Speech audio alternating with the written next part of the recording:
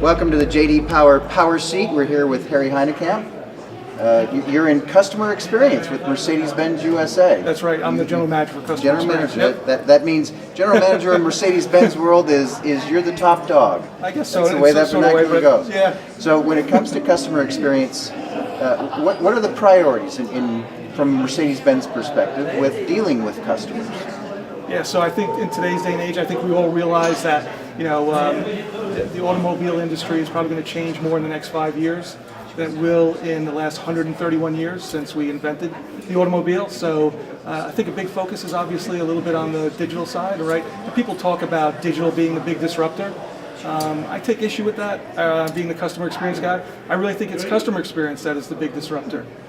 So when you look at any other industry, right, things like I've seen the quotes around Blockbuster. Blockbuster wasn't, taken over by Netflix. Blockbuster imploded on itself in terms of not being focused on the customer with its crazy return policy. Right. So if you look at any of these great brands around customer experience, Amazon, Uber, Lyft, and so forth, right? They play from that competitive advantage in terms of really focusing on the customer. Because if you ignore customer experience, it's not digital that's going to take you down. It's actually your customers who are. Interesting. When it comes to customer experience, do you think that Mercedes-Benz is kind of ahead of the customer and trying to pull them along, or are you seeing the customer ahead and trying to adapt to where the customer is going?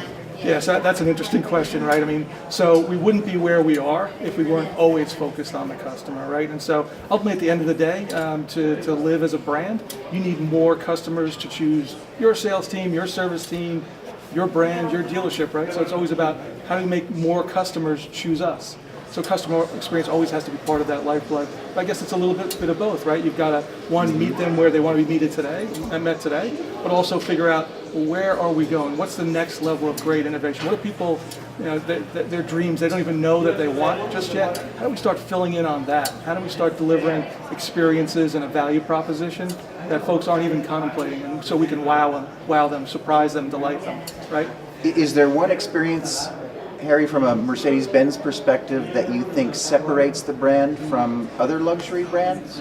So I think one thing that we do really well is that we consistently do well across a lot of things, right? And so I think one of the things we focus in on is how do we make sure, some of the best ways to describe what's important about customer experience is easy, efficient, and fun, make it engaging. Mm-hmm. And so again, trying to live up to that best. I don't know how you can get a better tagline to keep stretching, but best is a pretty tall order for anything in life, right? So we have to be not only where our customers are today, but we have to be focusing on some of those things in the future. And so I'd like to think that in all facets of that customer experience, those many different touch points, digital as well as in-store, that we're doing well in each one of those areas, because we really can't have a weak link. Customers might forgive you for one thing.